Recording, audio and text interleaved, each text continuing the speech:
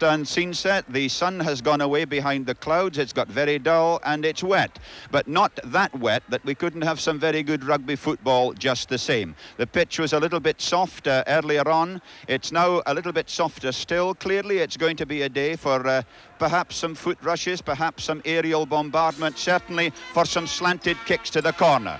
The crowd here have gathered and are enjoying a lot of fun from the police band, and it's a very big crowd.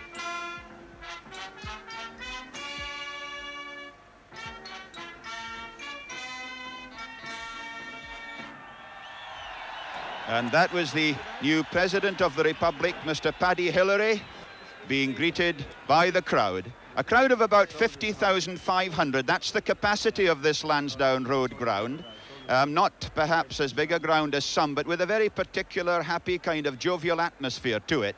And the crowd here on an historic occasion, because it's exactly 100 years today since the first 15-a-side Rugby Union International was played. And that was between England and Ireland at the Oval in 1877. Of course, Rugby Internationals had been played before that, the first one in 1871, but they were played 20-a-side. The first 15-a-side one exactly 100 years ago today.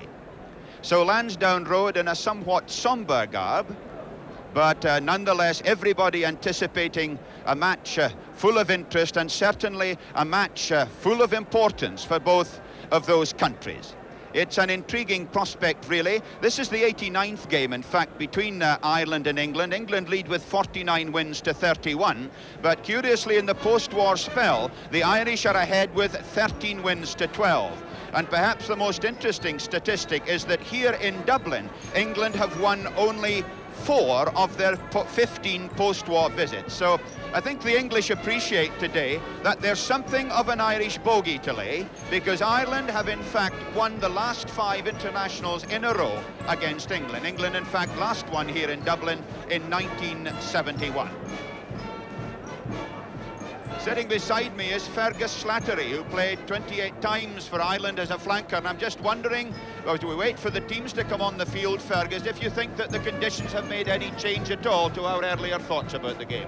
Yes, I think the conditions have changed a little bit, and the game may have to be played a little bit tighter, certainly initially for both sides. I think it's a question of either side settling down and gaining the initiative. So we won't have long to wait before the teams take the field. That was the Garda Scia Chiaona band that you were watching just now, and here are the latecomers pouring into Lansdowne Road. Up at the top end, this ground of course shared by 2 of the most famous clubs in Ireland, the Wanderers and Lansdowne. And there they are coming down over the railway line, and you can feel the atmosphere and the excitement mounting here at Lansdowne Road as we await for the appearance of the 2 teams. It's an interesting aspect, of course, because England have got to win today to keep their Triple Crown hopes alive. Ireland, of course, are out of the Triple Crown, but knowing Irishmen, I'm pretty sure they've still got a thought about the International Championship. And inevitably, just a little bit of fun and games on the pitch. I'm sure they'll be pretty wet on the feet, those lads, because it is certainly very soggy now. The pitch actually being looked after now by a new head groundsman here, Patrick Smith, who's a Wexford man. It's his first time as head groundsman for an international match. And he was pretty pleased this morning about the actual condition of it, despite the softness.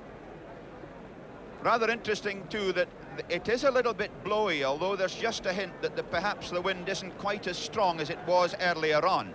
And one blessing I'm sure that the fullbacks especially will be glad about is that beautiful sunshine from the cloudless blue sky that I told you about earlier is not going to bother them anymore. The sun coming from this top end here was going to be a real problem for fullbacks, but happily, in some respects, that has disappeared. Ireland with a team, of course, that is kind of in a transitional stage, especially insofar as the back divisions are concerned. England with a team full of big, strong, powerful forwards and with an awful lot of pace. This is the kind of day, perhaps, when one wonders just how much of the ball the respective wings will see, because as Fergus Slattery has suggested, it's the kind of day when teams, I think, are thinking particularly of keeping down the number of errors that are made in handling, and in order to do that, they tend to keep the ball fairly close and not to throw the ball about with too much gay abandon, as it were. A fair indication of the type of weather here at Lansdowne Road. The umbrella's up, but the rain not seriously heavy just at this moment. Clearly on that pitch, the footholds are going to be a little bit troublesome. But this Irish side, of course, know pretty well the conditions at Lansdowne Road. It's the same 15 as played against Wales. A new look-back division, two 19-year-olds in it, young McKibben and Bowen on the wing. Mike Gibson playing his 14th game against England, and that very big pack indeed. And here are the England side, led out by Roger Utley. There's big Roger Utley, who is captain of the side for the second time today. It's curiously a fact that England have 4 England captains in their pack, but this is the man who calls the shots on this occasion. And just listen for the reception for Tom Grace as he leads out Ireland.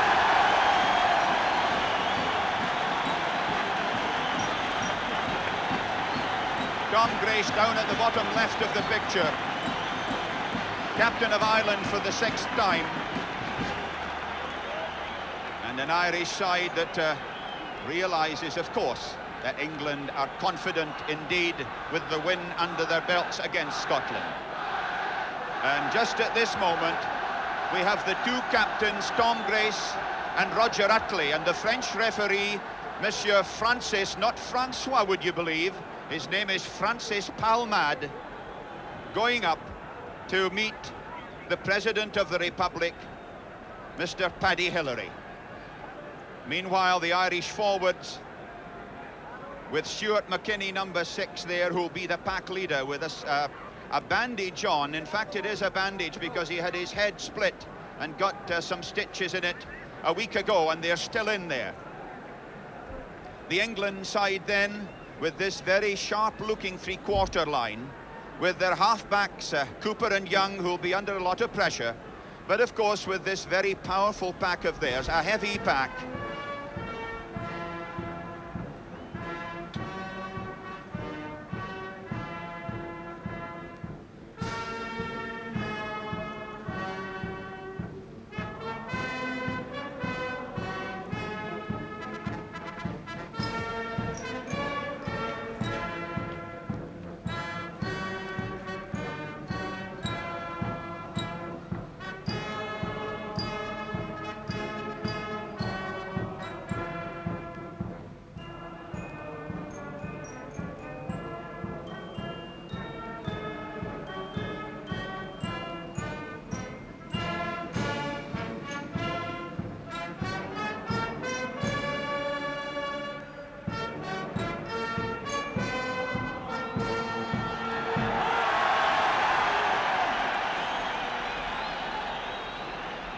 The band then are prepared to leave the field, and the big crowd up on the northeast terracing end there are all settled down comfortably, ready for this very important international match. Just thinking too that for quite a number of fellas out there, this match has a double importance, because of course the British Lions team go to New Zealand at the end of this season, and quite a number of the fellas out there are candidates for that Lions side. Ireland may have won the toss, England are taking the kick-off, and it's Martin Cooper who's going to start the match for England. Referee checks his watch, and Cooper kicks off. And immediately Moskeen goes in, and immediately it's Young, the England scrum half, who prods it into touch. And already you can see signs of the wear and tear that this pitch is going to have today. Footmarks already being seen.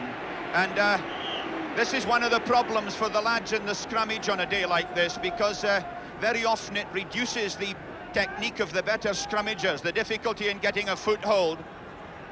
And right away, Utley takes the ball and feeds on to Neary from that scrummage, saving the scrum half Young from having to deal with a nasty ball.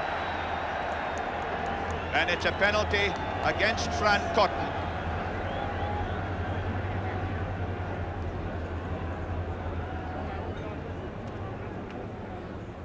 And Ireland call up Frank Wilson, their fullback, for his first cap against Wales 3 weeks ago.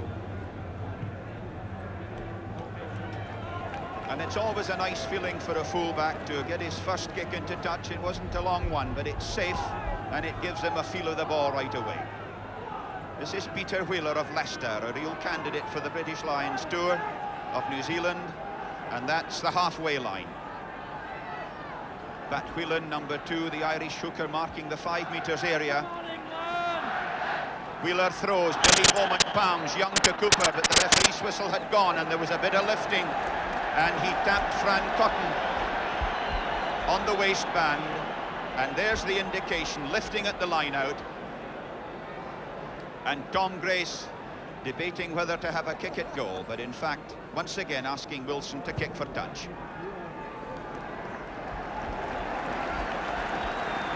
Well, there's certainly no fuss or bother about young Wilson. Just a couple of paces and a lovely little kick, and they're up to England's 22. That's Moss Keane, this huge man, standing number 2 in the line for Ireland, and he's being marked by Billy Bowman with the sweatband. Two pretty ample citizens there. Wheeler throws, Horton palms, it was meant to be gathered in by Neary, that's Utley. Utley misses out Cooper, and that went to Corliss. And it went a yard too far.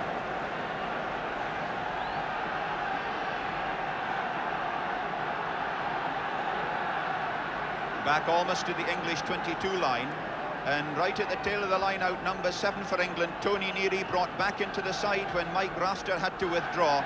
Neary number 7, and opposite him Shea Deering. Number 8 for Ireland is Willie Duggan, very big lad at the back, marked by Roger Utley. Pat Whelan throws, up goes Duggan, a great palm, McGrath up to Gibson along the line there.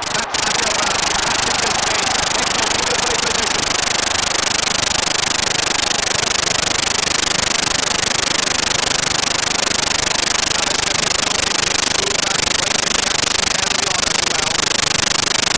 Gibson beautifully positioned. Diagonal kick. Referee Palmad insisting on the gap down the middle. It used to be 2 feet. I don't know how many centimetres it is now, but 2 feet will be near enough. Whelan throws again. Duggan gets fingers to it.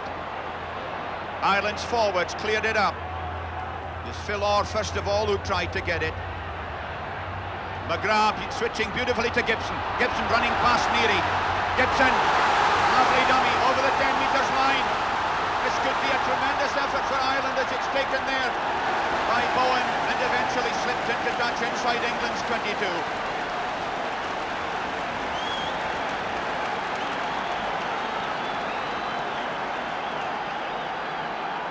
A typical knife-like thrust by Mike Gibson. There he is, 34 years old, playing for the 14th time against England. His 60th international, add on 12 Lions appearances as well in test matches, and you get the idea of this man's service. Ireland are only about 15 metres away. Number 5 is Haken, number 6 McKinney. But yet again it's gone to Duggan, and this is Keane, and he feeds McGrath, and he's switched to Gibson, and Gibson halfway through again, but running into real trouble there as half the England pack got to him.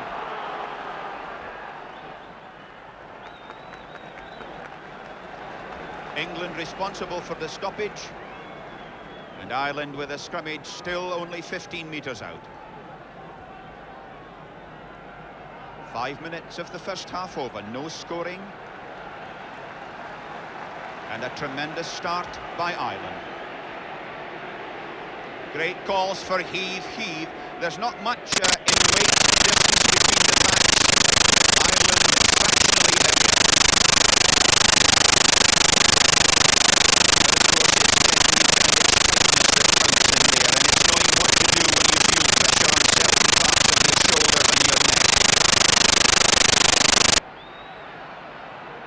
Good drive by England, and they've managed to turn them, but Stuart McKinney quite cleverly taking it away. A bit of obstruction.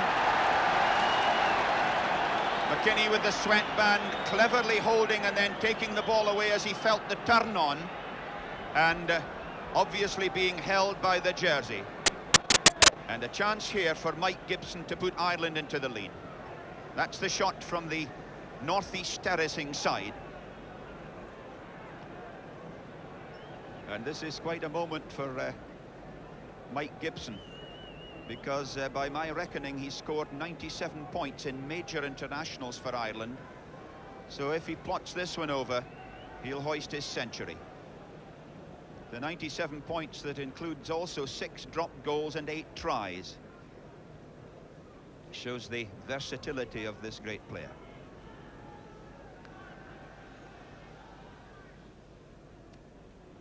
Gibson then. It looks good and it feels good, but it isn't good. And it's touched down by Sleman. And there's still no scoring with 7 minutes gone.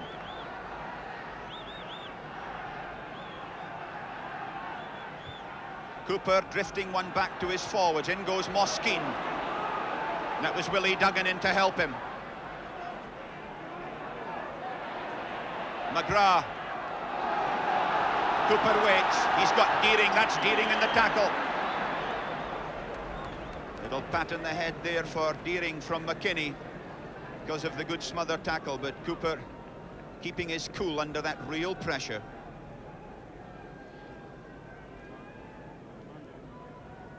And this is Willie Duggan, who's a bit of bother with some mud in the eye, I think. Willie Duggan,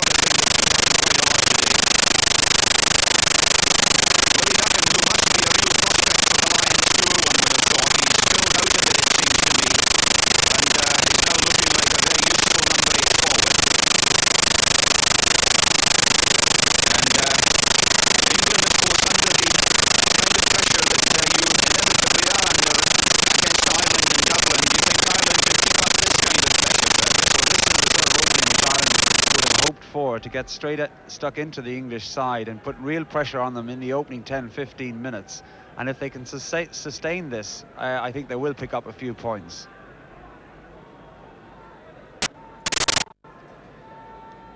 And the crowd waiting expectantly, of course, but Willie Duggan restored, and Martin Cooper quite rightly having made the mark, going right back into his 22 area so that he can kick direct to touch.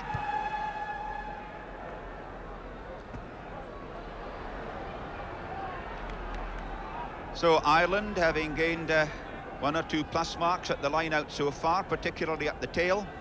And let's see if Pat Whelan this time uses the big man Duggan at the back as well. That's Moskeen at number 2.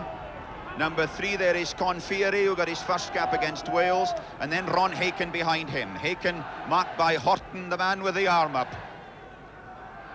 Whelan again using the tail, but that time Utley got to it and Neary cleaned up. Long pass from Young, and that was Mike Sleman. Sleman hounded there by Pat Whelan, the Irish hooker. Number 1 there at the front for Ireland is Phil Orr.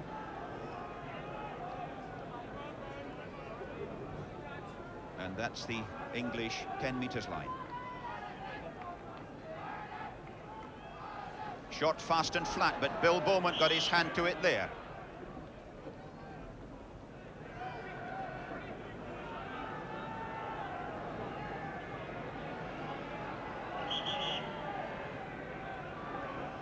Throw in perhaps not straight, but Mike Gibson have just given Robbie McGrath a little word of fatherly advice, and that's why he was telling him to have a go, and look how it's worked. Well, that's one of the great beauties for a lad like Robbie McGrath here, playing in only his 2nd international, to have a man of Gibson's experience alongside him, just to tip him off. Almost got through.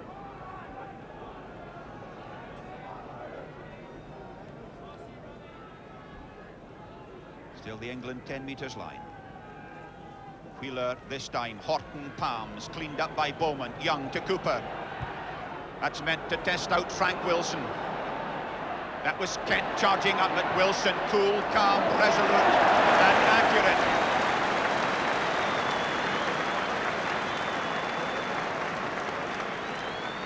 Lovely feeling for a full-back on his home ground to make a bit of clearance work of that quality.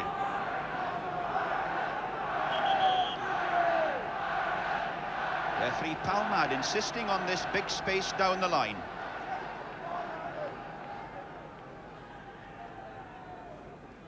Wheeler throws, Horton palms, but in goes McKinney. McKinney caught and turned by Utley.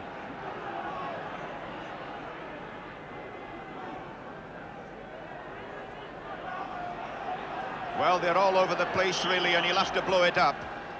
But there were two very good bits of play there. McKinney getting through the line to catch the ball, but Utley realising that he'd robbed England of it, holding him and turning him round so that he couldn't affect clearance to the Irish backs.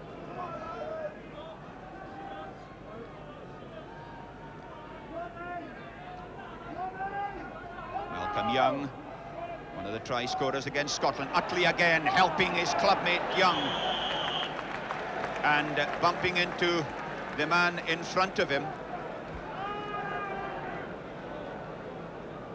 And another penalty to Ireland. And Frank Wilson again. But once more, I think, going for the touch at the corner.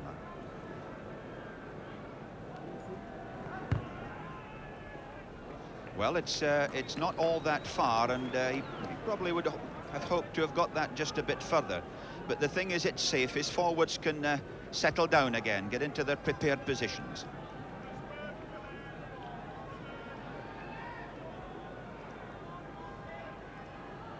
Wheeler again to throw. There's Nigel Horton, this big line-out specialist. Different type of throw that time. Utley got a hand to it. Ireland going round offside. But interesting to see Wheeler change the type of throw, floated a ball high, and it went right over Horton, and it was Utley who managed to get the hand. This is Alistair Hignell.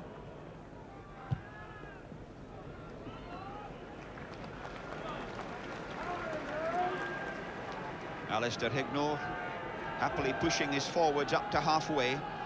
Very bright young player, this one, with a lot of utility value, can play in a lot of positions, but this is his favourite one now, full-back.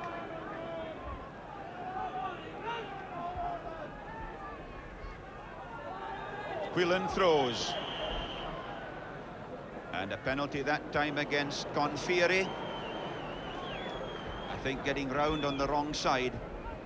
And this could well be a chance for Alistair Hignell. And he's going to have a shot at goal. Because once the kicker has opted to kick for goal, he firstly must inform the referee, and he cannot then change the type of kick. One of the problems for kickers on this kind of day, of course, is the non-kicking foot, and whether the ground will be firm enough to hold it. The slightest movement in that non-kicking foot can spoil the accuracy.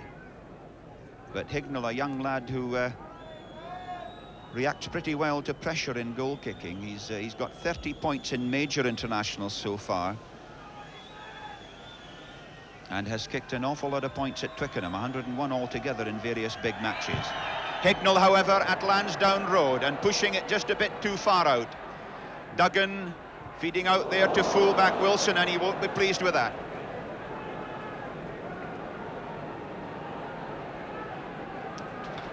And you can see the look of annoyance in Frank Wilson's face, because he knows that should have been a bit further upfield. Just inside Ireland's 22. Wheeler to throw, Horton again at number 4, arms outstretched. But again, it's Utley who gathers in, getting in front of Duggan that time. Young out to Cooper. Cooper coreless on the dummy run. This is Hignell, and there could be a chance for Squires. Squires running there with Bowen.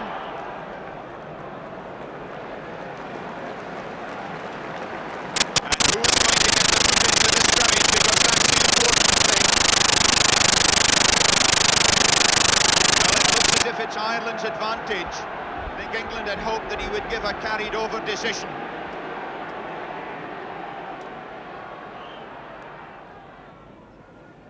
And Willie Duggan, the Ireland number 8's feet are virtually on his own goal line in this one.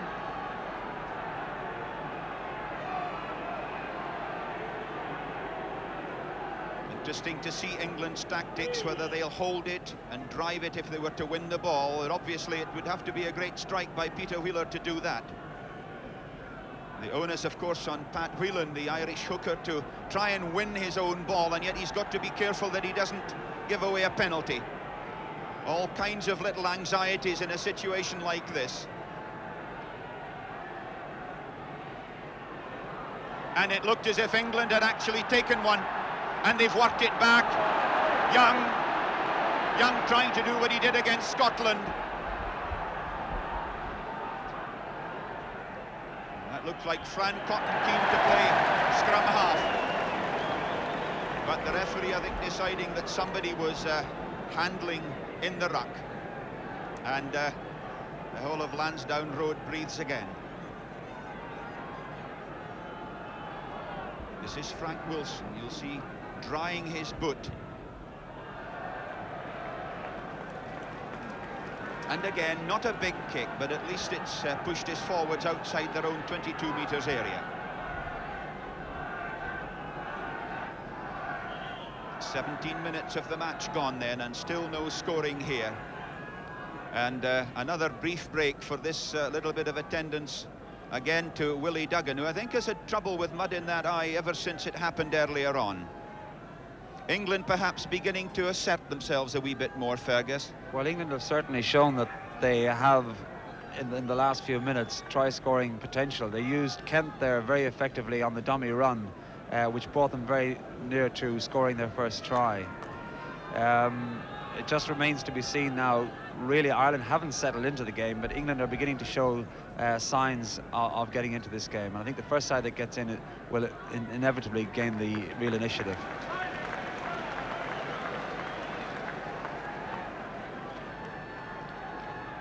The line out then on Ireland's 22 metres. And number 6, Peter Dixon for England. Number 3, Fran Cotton. Number 4, Bill Beaumont. Number 1, Robin Cowling right at the front. Wheeler throws, it's palmed there by Horton. Young goes into the big umbrella of his forwards, and then it's fed out to Cooper. Wilson having to cover a lot of ground. That was good, and that was quick, and that was efficient. Frank Wilson here looks, he's a slightly lazy looking runner with a longish stride, but he kept his cool there all right, kept his eye on the ball and got his kick in quickly.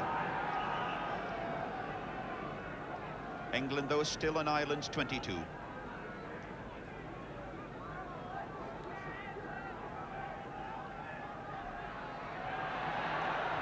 That throw not very good. That's Robbie McGrath.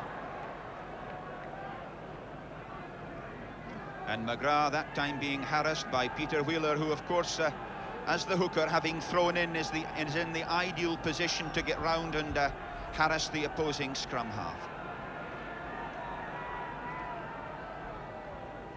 Getting more difficult to get a purchase on the ball for this spin throw.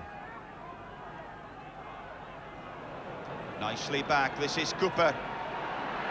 Good drive there by Corliss with Kent helping. Still on Ireland's 22 and right in front of their posts.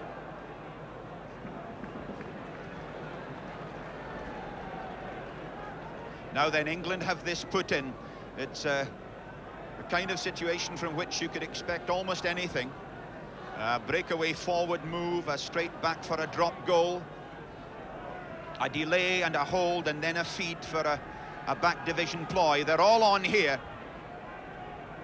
And it's Young looking for his breakaways. It's Utley to Cooper. Cooper out there to Hignell. Hignell with a kick charged down by Mike Gibson. All the little jobs this man can and does do.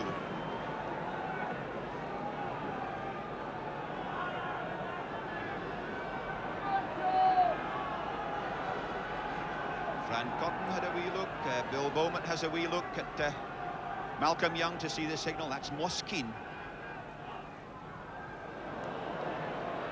And that's McGrath clearing, but there's a bit of punching going on.